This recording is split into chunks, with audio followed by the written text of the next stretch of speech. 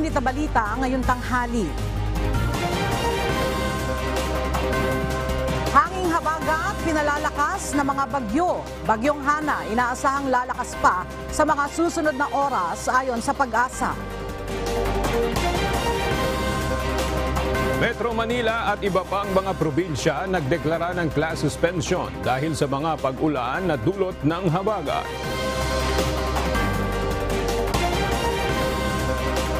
Filing ng Certificate of Candidacy sa NCR pansamantalang itinigil ngayong araw ng dahil sa masamang lagay ng panahon. Pero paghahain ng kandidatura sa NCR, Abra at Ilocos Norte extended hanggang September 3 ayon sa COMELEC. Hepe ng Mandaluyong Pulis pinalitan sa pwesto matapos magpositibo sa drug test.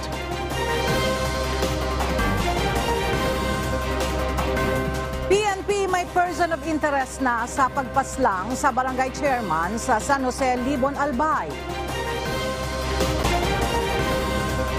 At triple header game tampok sa pagpapatuloy ng UNTV Volleyball League first round eliminations mamaya sa Paco Arena. AFP Lady Gunners hangad ang third straight win laban sa Judiciary Justice Servers. Magandang tanghali mga kasangbahay. Ngayon po ay araw ng Huwebes, August 31, 2023. At una sa mga balita ngayong tanghali. Nagdeklara ng class suspension ang ilang mga lugar sa bansa, bunsod ng masamang lagay ng panahon. Sa Metro Manila, kabilang sa mga walang pasok, all levels ang Caloocan City, Malabon City, Maynila, Marikina, Navotas City, Quezon City, Malabon City, Parañaque City, Valenzuela City. Nag-anunsyo na rin ng class suspension ang mga lungsod ng Pasig, Pasay City, Pateros, Taguig, Las Piñas at San Juan City. All levels mapapublic o pribadong paaralan.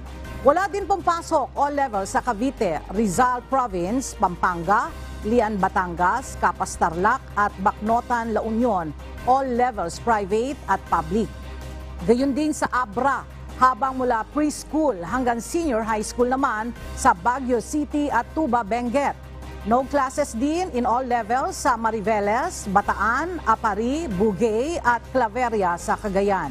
Kasama rin sa nagdeklara ng walang pasok ang buong Ilocos Norte, habang sa Bacolod City sa Western Visayas ay hanggang bukas na walang pasok sa public and private schools, all levels. Pansamantala, sarado ang Manila Zoo ngayong araw bunsod ng masamang lagay ng panahon. Ayon sa Manila Public Information Office, ang mga may ticket ngayong araw ay maaari pa ring magamit sa loob ng isang linggo pagkatapos ng August 31. Samantala, nag-anunsyo rin ang Metropolitan Manila Development Authority o MMDA na wala ring biyahe ngayong araw ang Pasig River Ferry dahil sa nararanasang mga pag-ulan. Samantala, pansamantala rin munang ihinto ngayong araw ng Commission on Elections ang filing ng Certificates of Candidacy sa Metro Manila para sa barangay at sangguniang kabataan elections. Bunsod pa rin ang nararanasang mga pag-ulan ngayong araw. Suspendido muna ang operasyon ng COMELEC sa mga mall kung saan isinasagawa ang filing ng COC. Sa isang mensahe, kinumpirma naman ni COMELEC Chairman George Erwin Garcia na i-extend ang filing ng COC sa NCR, Abra at Ilocos Norte hanggang sa September 3 ng alas 5 ng hapon. Bunsod ng nararanasang mga pag-ulan dahil sa habagat, binaha ang ilang mga kalsada sa lungsod ng Maynila. Base sa mga larawang ibinahagi ng Manila Disaster Risk Reduction and Management Office, as of 9:10 a.m. ngayong August 31, aabot sa gutter deep ang baha sa may area ng P. Noval, Padre Faura Corner, Taft Avenue. Gayun din sa may Ayala Boulevard, Quezon Boulevard, Corner P. Campa, Calao Corner, Taft Avenue. Maging sa area ng PGH, Pedro Hill, Magsaysay Boulevard, Oroqueta Corner, Fugoso Street, Felix Hertas Corner, Laguna Street at Leonor Rivera Street. Habang abot tuhod naman ang lalim ng baha sa may area ng Espanya, corner de la Fuente Street. Not passable naman sa mga maliliit na sasakyan ang area ng Espanya Boulevard, corner Padre Campas Street. Samantala, binaha rin ang bahagi ng MacArthur Highway sa may Valenzuela City. Ayon sa Valenzuela City Command Control and Communication Center, aabot sa 2 inches hanggang 19 inches ang baha sa ilang kalsada sa may dalandanan as of kaninang alas 11 ng umaga. 18 to 19 inches na baha sa bypass Viente Reles. 3 to 4 inches sa corner Bahay Kanlungan, Kanumay West. At aabot sa 2 feet na baha sa may corner G. Lazaro. Sa ngayon ay nakararanas ng mabigat na trapiko ang ilang mga pangunahing kalsada sa Metro Manila. Bunsod ang mga pagbahang nararanasan sa ilang mga lugar. Nananatiling nakataas ang first alarm sa Marikina River matapos na umabot mahigit 15 meters ang level ng tubig sa ilog. At dahil sa pag-apaw ng tubig, 2 sasakyan na nakaparada malapit sa ilog ang nalubog at hindi pa rin naiaahon hanggang sa ngayon. Mula sa Marikina City, makibalita tayo kay Ryan Lacanlale, live. Ryan, hindi ba aware yung mga may-ari niyang sasakyan na umaapaw na ang tubig sa Marikina River? Ella, isa sa mga nakausap natin kanina, yung isa sa may-ari ng 2 sasakyan na lubog. First time daw niya na mag-park dito, kaya hindi niya inaasahan na lulubog ng ganito, tataas na yung level ng tubig dito sa Marikina River. Pasado alas 5:30 ng umaga, inakyat na sa unang alarma ng ang Marikina River. Ibig sabihin, preparasyon na ito ng paglikas sa mabababang barangay na malapit sa ilog, gaya ng Malanday, Tumana, Doña Petra, Road 3 at Santa Elena. Mula naman kaninang alas 7 ng umaga, umakyat pa ang level ng tubig sa 5.7 liters at nananatili na yan sa taas ng tubig na yan hanggang sa oras na ito. Kapag umabot yan sa ikalawang alarma, udyat naman yan ng forced evacuation. Ayon kay Louie Modar, isa sa may-ari ng 2 sasakyan na inabutan ng tubig baha dito sa gilid ng Marikina.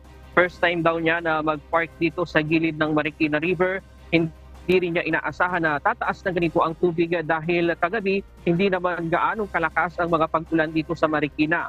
Marami din daw na silang nakapark dito sa gilid ng ilog kagabi, kaya kumpiyansa siya na hindi aabutan ng tubig ang kanyang kotse.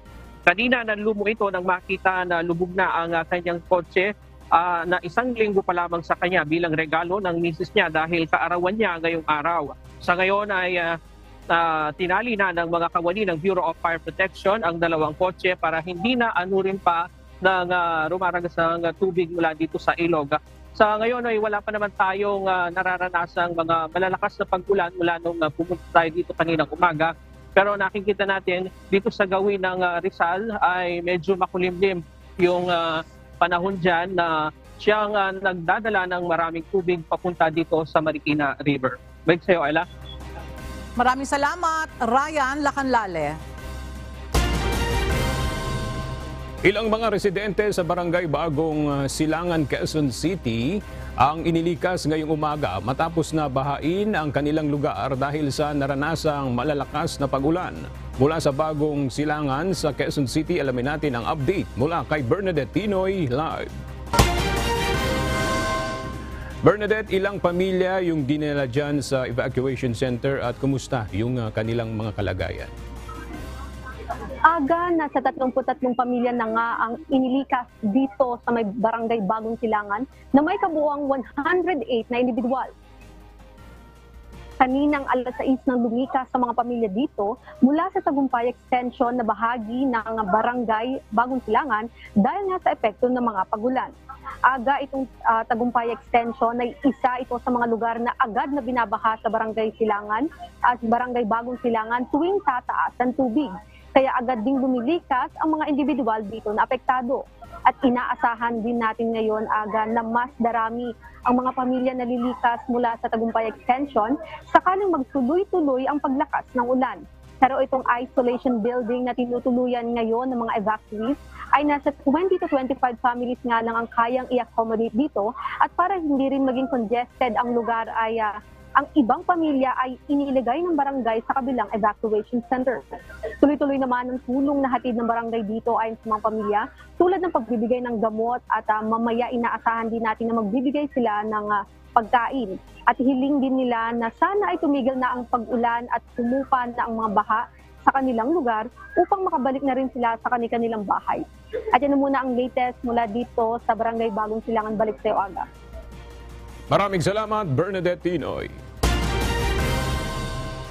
Hindi basta mapasok sa ngayon at mahatira ng ayuda ang dalawang barangay sa bayan ng Solsona, Ilocos Norte. Nasira kasi ang tulay at kalsada na nagdudugtong sa kanila sa kabayanan dahil sa bahang dulot ng Bagyong Goring. Para sa detalye, narito report ni Alan Manansala.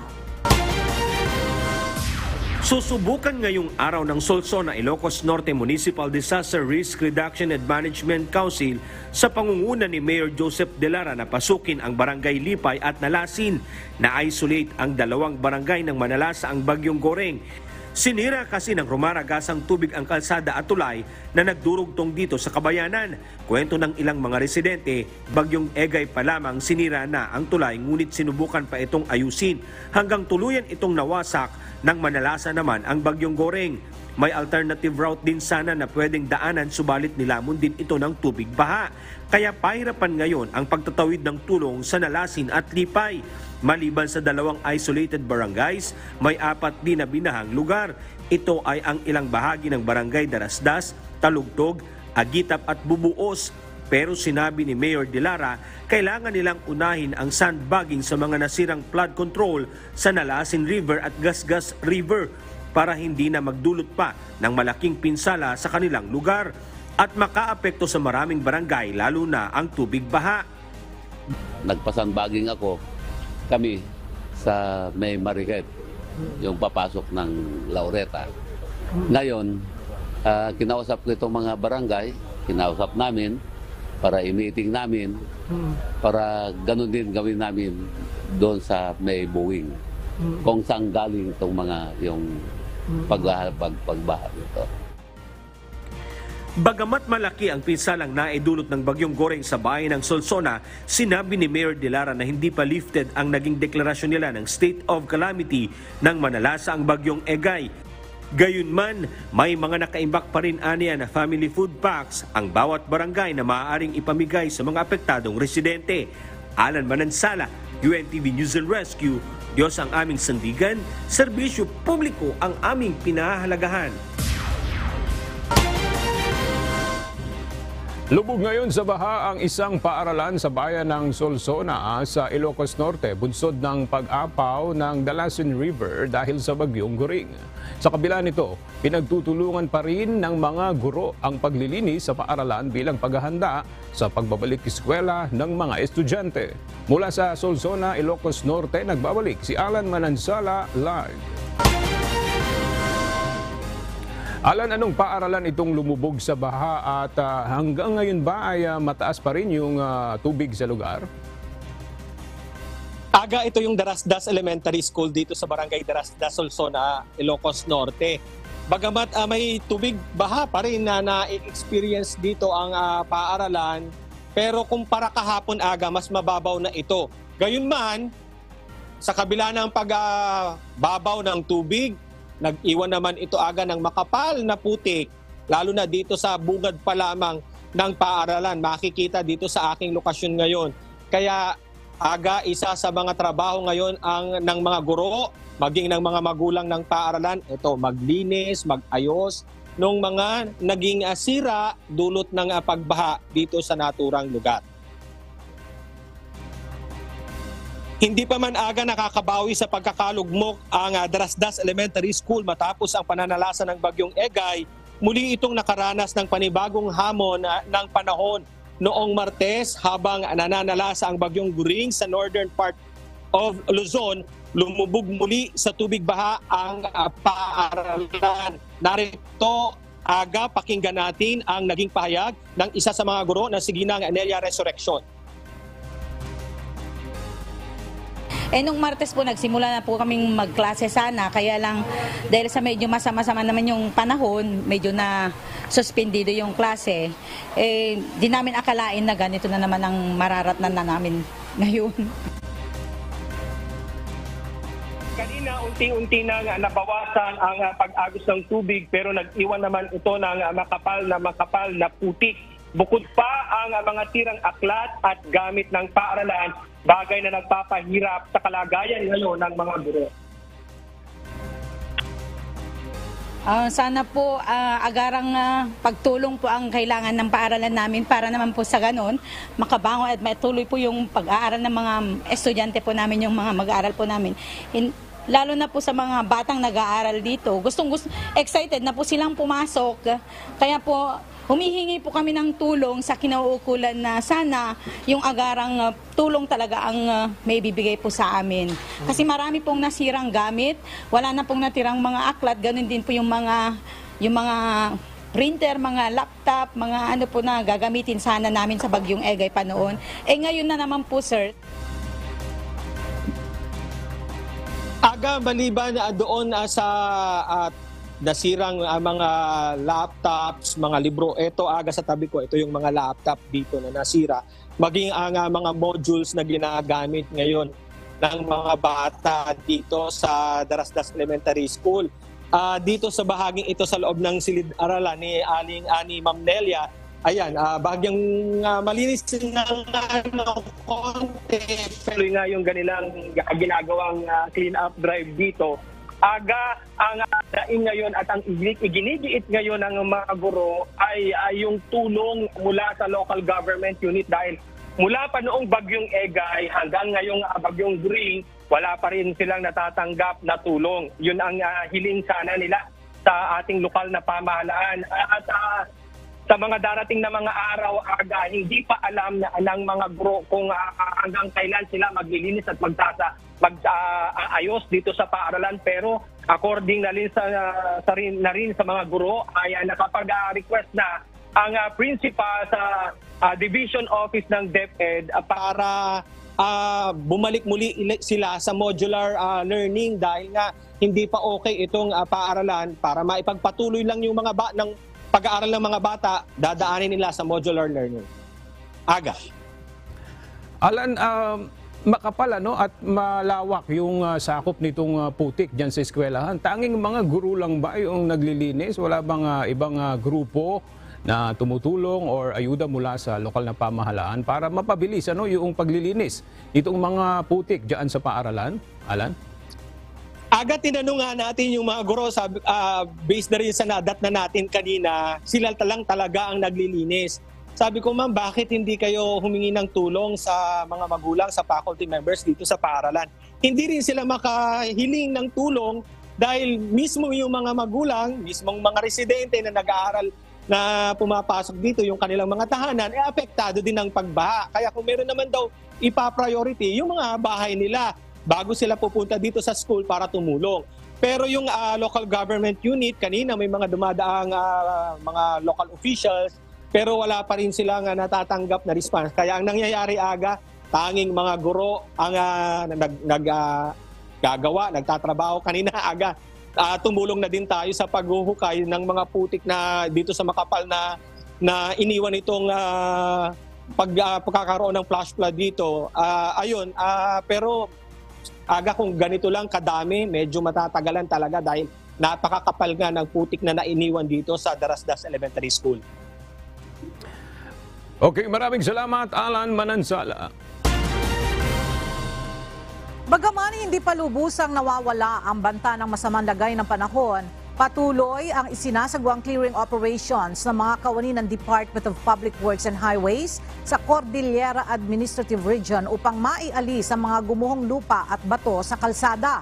Mula sa Baguio City, alamin natin ang detalye kay Grace Flores live. Grace, kumusta ang clearing operations na ginagawa ng DPWH dyan sa Cordillera? Yes, tuloy-tuloy nga ang isinasagawang clearing operations ng mga kawani ng Department of Public Works and Highways Cordillera. Pangunahin nga itong nangyari dito sa Mountain Province, sa Sawmill, kung saan yung rock slide na naitala dito sa lugar ay pahirapan dahil nga malalaking tipak ng bato ang nahulog sa mga kalsada, kung saan ang ginagawa nila ngayon ay ang tinatawag nilang blasting para mabuksan ang naturang kalsada sa mga motorista. Naglalakihang tipak ng bato at tuloy-tuloy na pagguho ng lupa sa mga pangunahing kalsada sa Mountain Province bunsod ng ulang dala ng nagdaang bagyong Goring. Ayon sa pamunuan ng Department of Public Works and Highways Cordillera, ang kanilang road maintenance crew kasama ang iba pang mga tauhan at pribadong contractor ay nagtratrabaho 24/7 upang makapaglinis ng mga kalsada sa lalong madaling panahon. Ipinaalam din ng DPWH Mountain Province 6 na araw na executive order na nagsimula noong August 29 upang maalis ang pagbagsak ng bato at lupa sa bahagi ng Sawmill section sa Mount Data sa bayan ng Bauco Mountain Province. Kaya naman pinapayuhan ang mga motorista na dumaan sa mga alternatibong ruta. Ayon sa DPWH Mountain Province, tinatayang aabutin ng 10 araw bago ito pwedeng daanan ng mga motorista. Samantala, mahigit 20 road sections ang nananatiling sarado ngayon sa lalawigan ng Abra dahil sa kaliwat kanang pagguho ng lupa at pag-apaw ng tubig sa ilog at mga creek sa probinsya. Bunsod ito ng malakas na ulang dala ng nagdaang bagyo.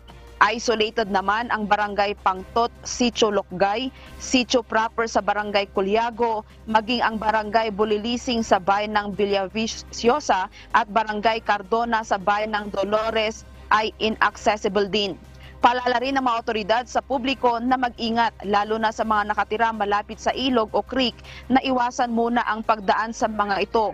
Paghuhuli ng isda, pagligo sa mga ilog o anumang water activities sa ilog o creek upang maiwasan ang anumang aksidente. Samantala, dahil nga sa sama ng panahon ay kinansila din ang filing of Certificate of Candidacy o COC sa lalawigan. Sinuspindi rin ang lahat ng klase sa pribado at pampublikong paaralan. Sa ngayon ay patuloy pa rin ang monitoring ng Provincial Disaster Risk Reduction Management Office sa kalagayan ng bunsod ng masamang panahon. Ella, sa ngayon dito sa Baguio City ay nakakaranas naman tayo ng mga pabugso-bugsong mga pag-ulan, pero sa ibang bahagi dito sa Benguet at Mountain Province ay nakakaranas pa rin sila ng malakas na pag-ulan sa lugar na yan. Yan muna ang balita. Balik sa'yo, Ella. Maraming salamat. Grace Flores live na nag-uulat mula sa Baguio City. Aabot sa mahigit 30,000 mga pamilya o katumbas ng nasa 100,000 mga residente sa Negros Occidental ang apektado ngayon ng malawakang pagbaha sa Negros Occidental. Bagamat maayos na ang lagay ng panahon sa probinsya, may ilang residente ang nananatili pa rin sa mga evacuation center. Mula sa Negros Occidental, makibalita tayo kay Lalaine Moreno live. Lalaine, may mga pagbaha ba dyan sa Negros Occidental? Agapupan na ang malawakang pagbaha dulot ng bagyong Goring dito sa Negros Occidental at maaliwalas na ang panahon ngayong araw, kaya balik na rin ang pasok sa mga paaralan at opisina matapos na deklara ng suspension ang 27 LGU dahil sa masamang panahon. May mga ilang residente pa rin na nananatili sa mga evacuation center dahil hindi pa naayos ang kanilang nasirang bahay. Batay sa ulat ng Negros Occidental Provincial Disaster Risk Reduction and Management Council, 139 na barangay ang binaha, kaya mahigit 100,000 residente o 30,000 pamilya ang apektado, pero nasa 12,000 individual lang ang lumikas sa mga evacuation centers. Wala namang naiulat na nasawi o missing, pero maraming mga high-value crops at mga hayop tulad ng manok at kalabaw ang nasawi dahil nalunod sa baha. Sa Bacolod City, nagsagawa ng medical consultation ang mga otoridad at nagbigay ng mga gamot sa mga evacuees. Sa Baguio City Hospital naman ay pansamantalang itinigil ang admission sa mga pasyente dahil pumasok na ang tubig baha sa loob ng ospital. Pero sa ngayon ay balik normal na ang operasyon ng ospital dahil unti-unti na ring pumupa ang tubig doon. At patuloy pa rin ang relief operation ng Department of Social Welfare and Development at clearing operation ng mga otoridad. Yan muna ating balita mula rito sa Negros Occidental. Balik sa iyo, Aga. Okay, maraming salamat, Lalaine Moreno. Nakararanas ngayon ng malalakas na pagulan ang iba't ibang mga lugar sa bansa bunsod ng habagat. Ayon sa Pag-asa, inaasahan ring lalakas ang bagyong Hana sa mga susunod na oras. Alamin natin ang latest sa lagay ng panahon mula kay Ray Pelayo na nasa UNTV Weather Center live. Ray, hanggang kailan ba magpapatuloy itong mga pag-ulan? At least hanggang bukas ay inaasahan pa rin na makakaranas ng mga pagulan ng malaking bahagi ng ating bansa dahil nga sa epekto nitong habagat na pinalalakas actually ng 3 bagyo na nasa dagat Pasipiko at ang isa ay nasa halos sa West Philippine Sea. Sa ngayon itong bagyong si Hana na pumasok nga sa PER kagabi ay nasa layong 1,160 kilometer dyan sa may silangan o sa may silangan ng extreme northern Luzon. Taglay ito ngayon lakas ng hangin na 110 kilometers per hour. Pagbugso na aabot sa 135 kilometers per hour. Ilan na lamang ay maaari na po itong maging pumasok sa typhoon category. Kumikilos ito pakanluran sa bilis na 10 kilometro kada oras. Ayon sa Pag-asa, ang mga lugar na makakaranas pa rin po ng mga pag-ulan dahil sa epekto ng habagat o southwest monsoon ay yung area po ng Zambales, Bataan at Occidental Mindoro. Yan po, malalakas na mga pag-ulan ang posible pong maranasan sa mga susunod na oras. Ang Metro Manila at yung iba pang lugar sa Northern Luzon ay makakaranas din po ng mga pag-ulan dahil sa habagat. Kasama na rin po ang La Union, Pangasinan, Benguet, Tarlac, Pampanga, Bulacan at Calamian Islands.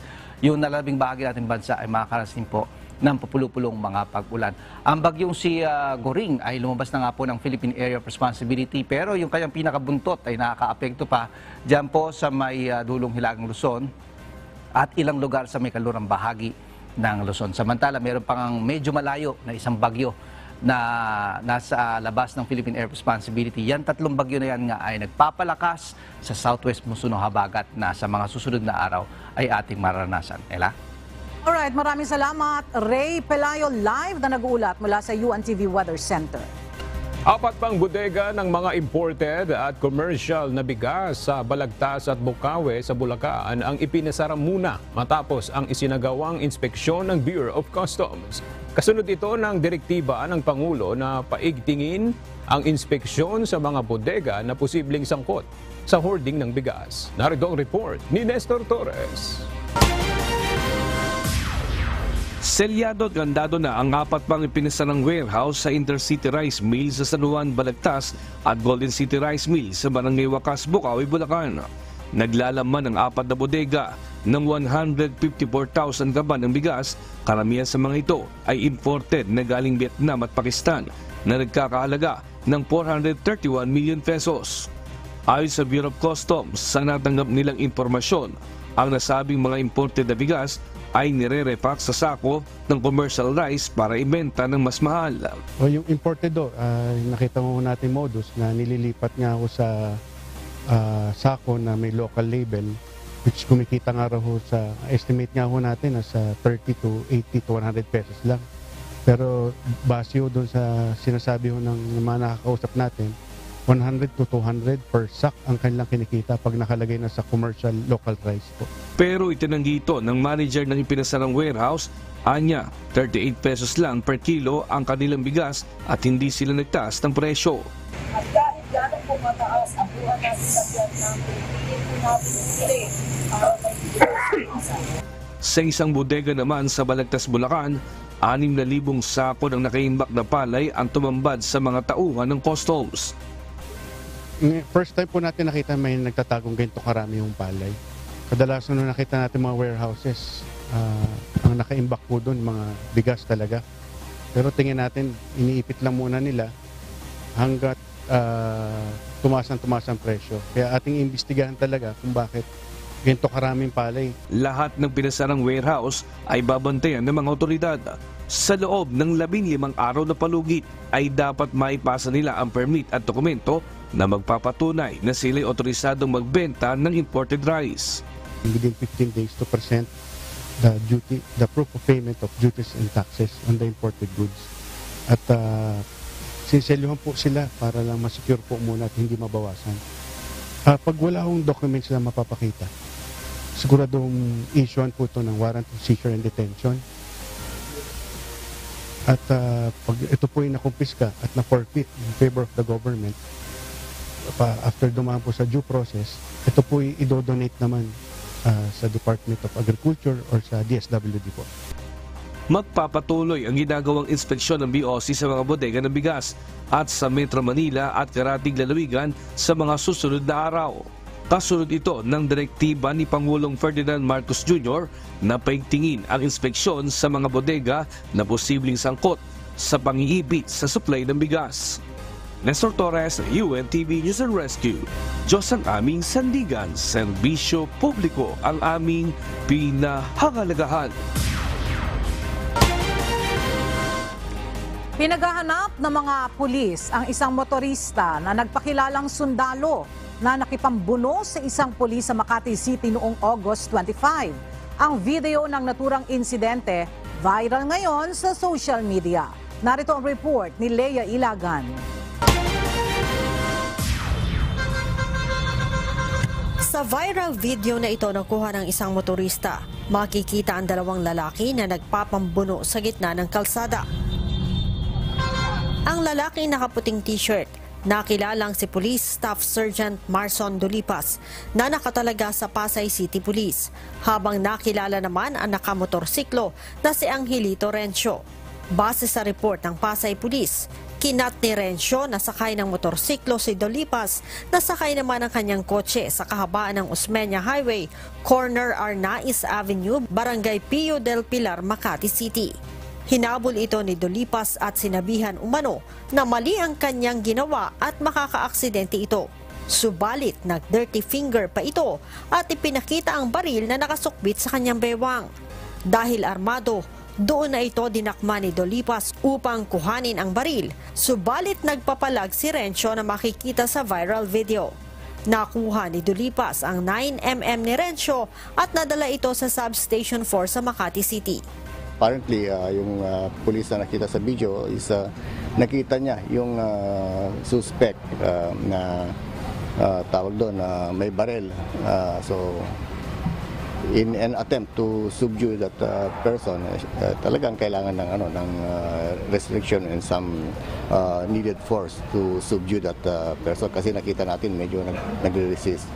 Then apparently din sa station, nagpakilala daw na sundalo si Rencio, subalit nang hanapan ito ng katunayan, mga lumang ID ang ipinakita nito. Gayunman, nakatakas si Rencio matapos na magpaalam sa mga pulis na kukunin ang mga dokumento ng baril pero hindi na ito bumalik.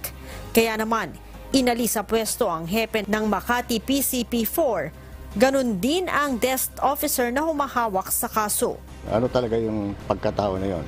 Kasi mere ID ang pinakita sa atin kung anong klaseng ID yun. And for a police officer na para i-release yun for just presenting a mere ID, I think medyo further queries should be or more questions should be answered. Bakit ganun lang kadali? Parang hindi naman official ID yung pinapakita or hindi naman ID ng AFP. So marami pang katanungan. Tinutugis na ngayon ng PNP si Rencio matapos mapag-alaman na mayroon itong warrant of arrest sa kasong qualified theft sa Makati RTC. Leia Ilagan, UNTV News and Rescue. Diyos ang aming sandigan, serbisyo publiko ang aming pinahahalagahan. Kinumpirma ng Korte Suprema na nagtatrabaho sa hudikatura si Wilfredo Gonzales, ang dating pulis na nakuna ng video na naglabas at nagkasa ng baril sa isang siklista sa Quezon City. Sa inilabas na pahayag ng Supreme Court Public Information Office, si Gonzales ay isang co-terminus employee sa tanggapan ni Associate Justice Ricardo Rosario. Ngunit agad umano itong tinanggal sa trabaho matapos malaman ng opisina ang kinasasangkutan nitong insidente. Walang binanggit na detalye kung ano ang eksaktong naging trabaho nito sa Supreme Court. Itinakda na ng Senado sa September 5 ang pagdinig sa paglalabas at pagkakasa ng baril ng isang dating pulis sa isang siklista sa Quezon City. Ayon kay Senator Ronald De La Rosa na siyang mangunguna sa pagdinig, iimbitahan nila sa pagdinig ang retiradong pulis na si Wilfredo Gonzales. Dagdag ng senador, kahit pa nasampahan na ng kaso si Gonzales, sisiyasatin pa rin nila ang nangyari para sa pagbubuti o paggawa ng batas. Pinalitan na ang hepe ng Mandaluyong Police Station na si Police Colonel Cesar Guerente. Ito'y matapos siyang magpositibo sa isinagawang random drug test sa National Capital Region Police Office noong August 24. Mula sa Camp Crame, makibalita tayo kay Lea Ilagan live. Lea, sino yung naging kapalit ni Colonel Guerente at kailan pa nalaman na nagpositibo siya sa drug test? Magandang tanghali sa iyo, Aga. Si Police Colonel Mary Grace Madayag ang naging kapalit nitong si Police Colonel Cesar Guerente na nagpositibo nga sa random drug test na isinagawa ng NCRPO. Ang nangyari kasi dito, Aga, nagpatawag ng 4 na batch na random drug test. Itong si NCRPO Director, Police Brigadier General Jose Melencio Nartates Jr. noong August 22, 24, 28 at 29. 4 na pulis ang nagpositibo sa illegal na droga. Kabilang nga dito ang Chief of Police ng Mandaluyong na si Colonel Cesar Guerente. Kaya naman, Aga, inalis agad ito sa pwesto at pinalitan ni Colonel Madayag noong August 27.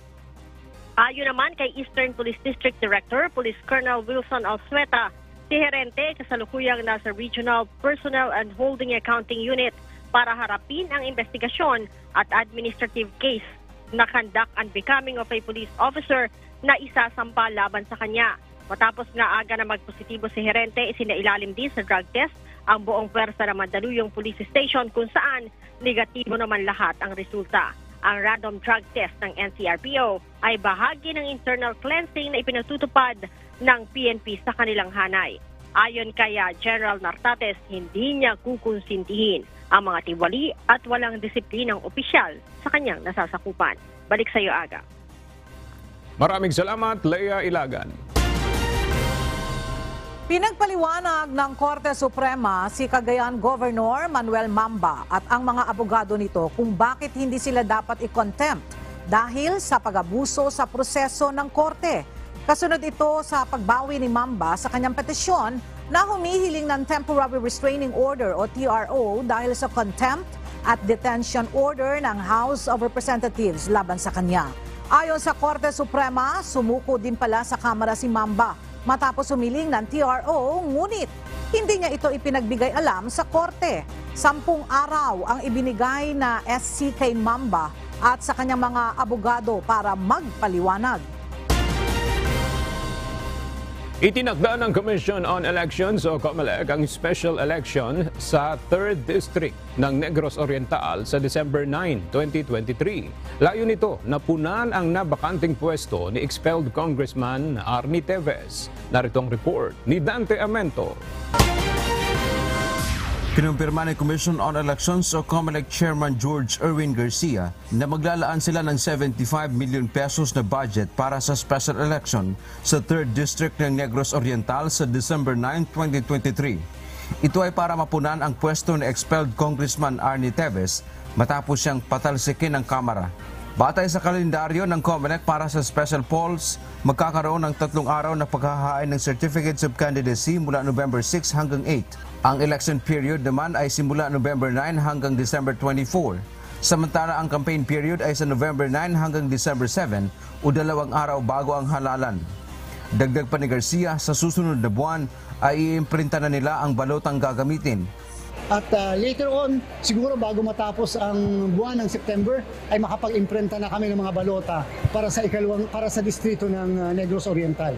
Batay sa datos ng COMELEC, mahigit 300,000 ang regular voters sa lugar at 104,468 ang rehistradong SK voters. Dante Amento, UNTV, News and Rescue.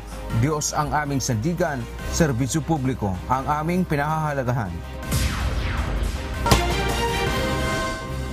Mayroon ng person of interest ang pulisya sa kaso ng pamamaslang sa isang barangay chairman mula sa Barangay San Jose sa bayan ng Libon, Albay. Ayon sa mga otoridad, nakuna ng closed-circuit television o CCTV ang dalawang sakay na motorsiklo na mabilis na umalis matapos ang insidente ng pamamaril. Mula sa Libon, Albay, alamin natin ang update kay Jerry Galicia live. Jerry, tukoy na ba ng pulisya ang motibo sa pamamaslang sa nasabing barangay chairman? Yes, Ella, sa ngayon ay blanco pa rin ang Philippine National Police o PNP Bicol sa motibo sa nangyaring insidente ng pamaril kay San Jose Barangay Chairman Alex Repato. Gayunpaman, meron ng persons of interest na ang Philippine National Police sa nangyaring pamamaril. Ayon kay Albay Police Provincial Police Information Office Chief Police Captain Karen Formales, dalawang lalaki ang nakuna ng closed-circuit television o CCTV sakay ng motorsiklo matapos ang insidente.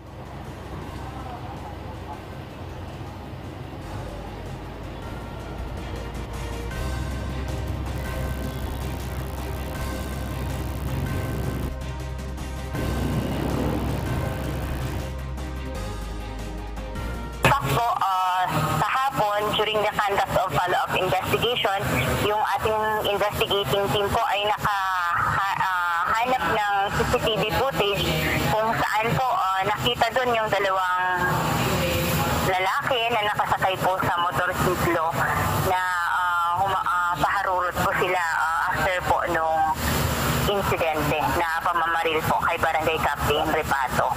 So sila po yung nakikita nating persons of interest na ngayon, kaya lang po dahil nga nakasuot po sila ng helmet, hindi pa po sila nakikilala until now. Ella, tinitignan ngayon ng binuong Special Investigation Task Group o SITG ang dalawang sakay ng motorsiklo. Nagsagawa naman ng simultaneous checkpoint ang PNP sa mga strategic area sa Libon, Albay. Patuloy pa rin ang ginagawang validation kung election-related incident ang naturang pamamaslang sa Barangay Captain. Ayon naman kay COMELEC, naghihintay sila ng validation sa PNP kung mapapabilang sa election-related incident ang nangyaring pamamaslang.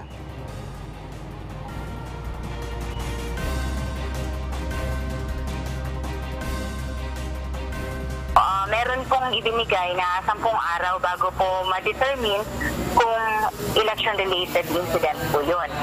So kung papasok po siya as election-related incident, possible po that the Barangay San Jose will be included in category red or area of concern po ng election ng COMELEC.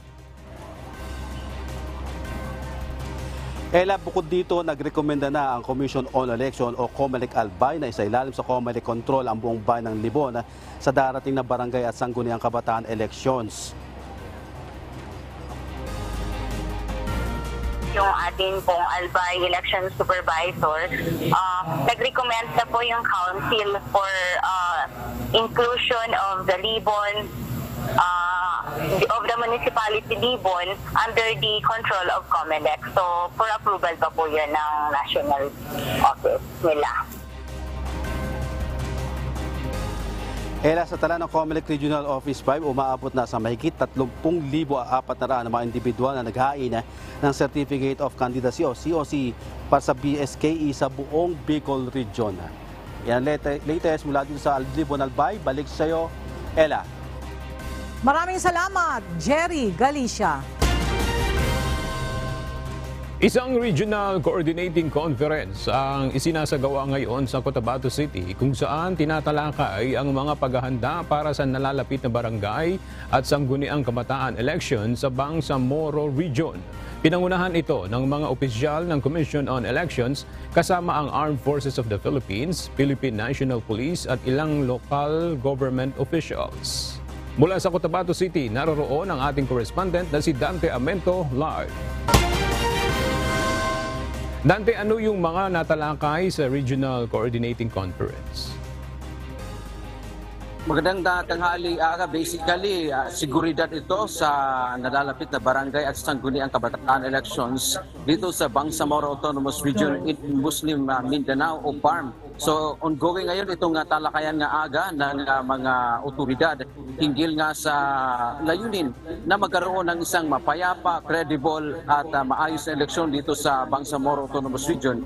At ang isa pa sa tinitingnan ng mga otoridad dyan aga ay huwag nang maulit yung nangyari noong nakaraang 2022 national and local elections kung saan nagkaroon ng failure of elections sa ilang lugar sa Bangsamoro.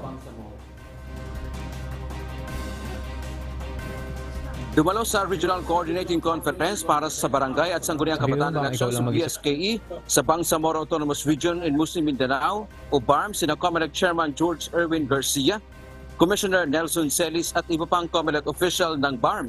Kasama ng COMELEC ang Armed Forces of the Philippines o AFP, Philippine National Police o PNP at gayon din ang Philippine Coast Guard o PCG. Aga nagkaroon kanina ng presentation o briefing hinggil sa sitwasyon sa BARM. Batay sa report ng PNP, may 32 lugar sa BARM na posibleng may sailalim sa category red. Ibig sabihin nito aga, mataas yung security concern dahil sa banta mula sa mga communist terrorist group. Pero maaari pa umano itong mabago kapag nagsagawa muli ng revalidation.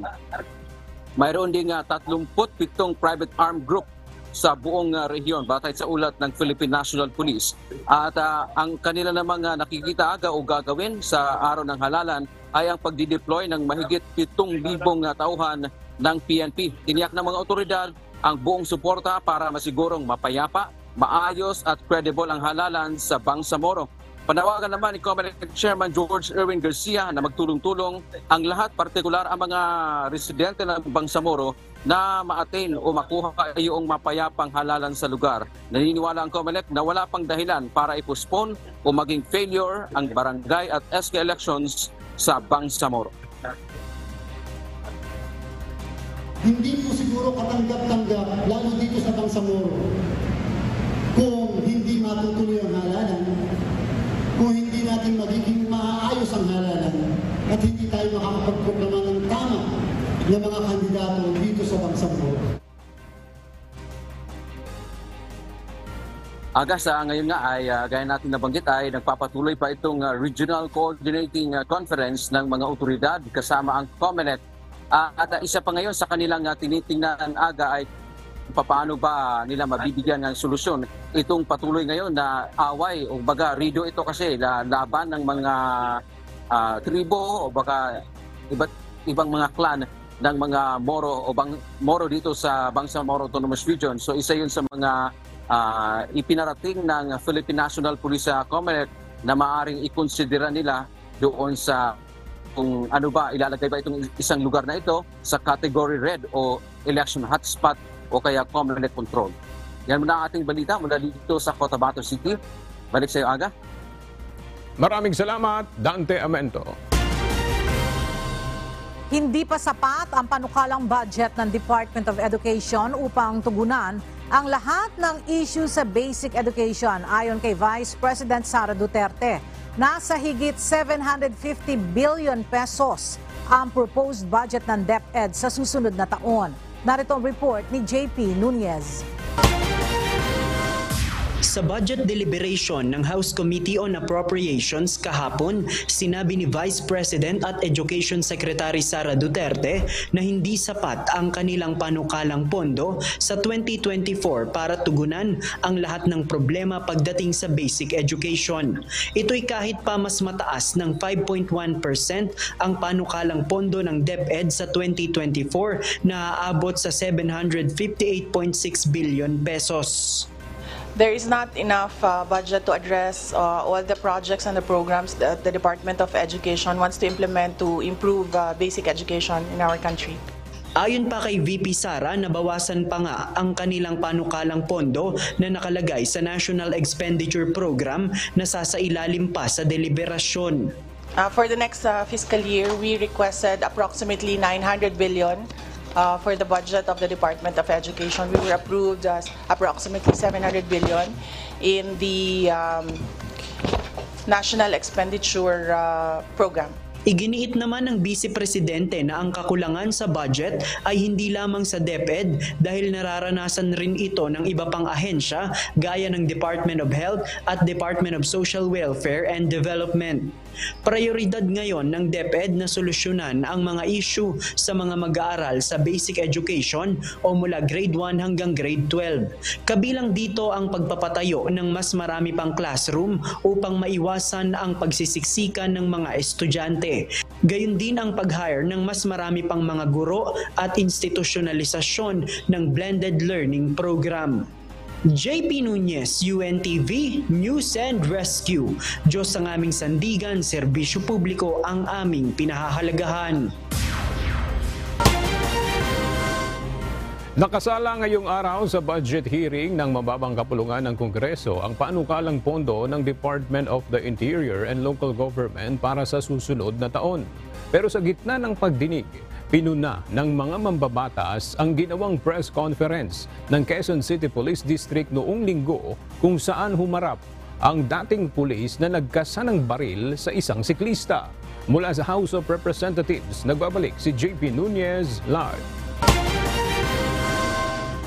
JP, ano yung naging tugon ng DILG sa napunang pagpapapreskon sa driver na nagkasa ng baril? Ayon kay Department of the Interior and Local Government Secretary Benhur Abalos Jr., agad naman nilang inaksyonan ang insidente. Itinanggi nito na may kinakampihan ang DILG pagdating sa panguhuli at pagpapataw ng kaso sa mga lumalabag sa batas. Si Secretary Abalos pa nga mismo anya ang nag-utos para masampahan ng kaso ang dating pulis na si Wilfredo Gonzales na nagkasa ng baril sa siklista. Kabilang dito yung kasong alarm and scandal na maaaring isampa kahit wala umanong complainant. Ito yung naging sagot ng DILG sa interpellation ni House Deputy Minority Leader at ACT Teachers Party List Representative Franz Castro matapos punahin sa budget hearing ang pagpapapreskon ng Quezon City Police District sa driver matapos nitong sumuko noong nakaraang linggo. Ayon sa mambabatas, tila nagkakaroon anya ng kampihan sa hanay ng Philippine National Police kung saan may ilang napapaboran gayong dapat naman itong managot sa batas. Kagaya nga anya ng insidente na kinasangkutan ni Wilfredo Gonzales na isang dismissed police. Samantala, naging concern din sa budget hearing ang inilalaang pondo para sa meal at medical allowance ng mga person deprived of liberty o PDL na nakapiit ngayon sa Bureau of Jail Management and Penology o BJMP. Sa pagsagot ni BJMP Chief Ruel Rivera, 70 pesos ang nakalaang meal allowance ng isang PDL at 15 pesos naman ang medical allowance nito. Ayon pa sa BJMP, kung ano lang ang nakalaang pondo para sa mga PDL ay sinisikap lang din nilang pagkasyahin. Ayon kay Congresswoman Castro, masyado itong maliit at dapat maikonsidera na madagdagan ang pondo para sa meal at medical allowance ng mga PDL sa bansa. Sa presentasyon ng DILG, ipinakita nito na aabot sa 262 billion pesos ang kanilang proposed 2024 budget. Mas mataas ito ng 2.6% kumpara sa 254 billion pesos na allocated budget ngayong 2023. Pero nabawasan pa ito dahil 294 billion pesos ang kanilang naging proposal sa Department of Budget and Management o DBM. Sa ngayon, aga, patuloy pa yung interpellation o yung pagtatanong ng mga kongresista para busisiin itong proposed 2024 budget ng DILG. Yan muna ang ating latest live mula dito sa House of Representatives. Balik sa iyo, aga. Maraming salamat, JP Nunez. Dismayado ang ilang mambabata sa inilabas na bagong bersyon ng standard map ng China kung saan makikitang kasama rito ang West Philippine Sea. Tingin ng ilang senador, delusyonal na ang China sa pag-angkin ng teritoryo na pagmamay-ari ng Pilipinas. Mula sa Senado, may report si Harleen Delgado live. Harleen, ano ang pahayag ng mga mambabatas kaugnay nitong bagong mapa ng China? Ella, para nga kay Senate Deputy Minority Leader Rizon Tiveros, desperado na ang China kasunod ng paglabas ng 2023 version na standard map nito na inilathala ng National English Language Newspaper ng China na Global Times, kung saan makikita ang Ken Dash Line na kasama ang malaking bahagi ng West Philippine Sea. Ayon sa Senadora, delusyonal na at wala na sa wisyo ang China sa ginagawa nitong pag-angkin ng hindi naman nila teritoryo. Umaasa ang mambabatas na maghahain ng protesta laban dito ang Department of Foreign Affairs o DFA gaya ng ginawa ng India dahil kasama rin sa mapa ng China ang ilang bahagi ng teritoryo nito. Para naman kay Senator Francis Cheese Escudero, hindi maapektuhan ng Pilipinas maging ang 2016 arbitral ruling ng anumang mapa na ilalabas ng China. Hindi na rin dapat anya magpaapekto ang Pilipinas sa mga pahayag ng China at hindi rin dapat pumayag ang bansa na madiktahan sa issue. Ganito rin ang sentimiento ni Senate Minority Leader Aquilino Coco Pimentel. Anya, walang obligasyon ng Pilipinas na kilalanin ang territorial claims ng ibang bansa. Ang mahalaga anya, tutukan ng Pilipinas ang sarili nitong posisyon kung hanggang saan ang teritoryo at maritime zones ng bansa. Tingin naman ni Senator Jinggoy Estrada nang iinis lang ang China sa ginawa nitong paglabas ng bagong bersyon ng kanilang mapa. Sa isang pahayag, sinabi naman ni Chinese Foreign Ministry spokesperson Wang Wenbin na umaasa silang magiging objective at kalmado ang iba't ibang partido at iwasan anya ang over-interpreting ng issue. Ela, kakalabas lamang ngayon ng pahayag ng DFA at sinabi nga nilang nire-reject nito ang inilabas na 2023 version ng standard map ng China at nananawagan sa China na maging responsable at tumalima sa mga obligasyon nito sa United Nations Convention on the Law of the Sea o UNCLOS at sa 2016 Arbitral Award. At yan muna ang update. Balik sa iyo, Ella. Maraming salamat, Harleen Delgado.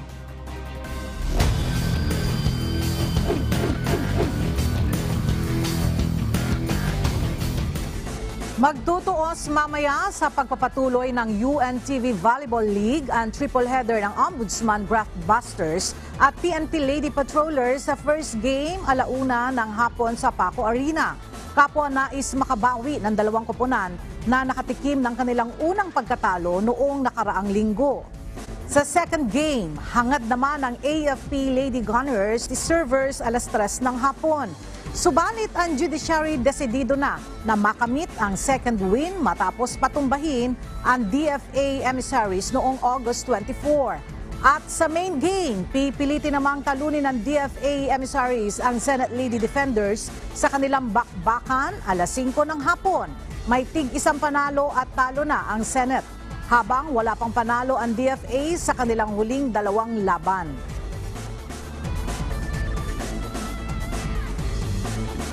The whole team is trying to give their best para mas ma-improve pa namin yung skills, yung teamwork namin with each other. So siguro yon yung kumpiyansa sa isa't isa, tiwala na we can do this.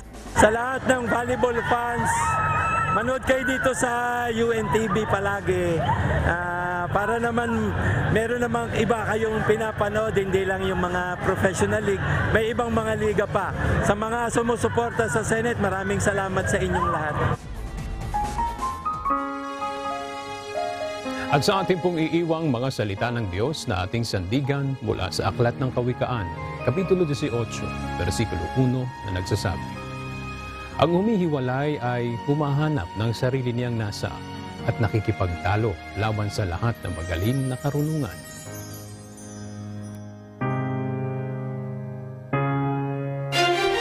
At yan ang mga balita ang aming tinutukan at inaksyonan dahil sa aming pagbabalita, una ang pagkalinga sa kapwa. UNTV-C News, may balita saan mang panig ng daigdig. At dito sa UNTV, Diyos ang aming sandigan, serbisyo publiko ang aming pinahahalagahan. Magandang tanghali.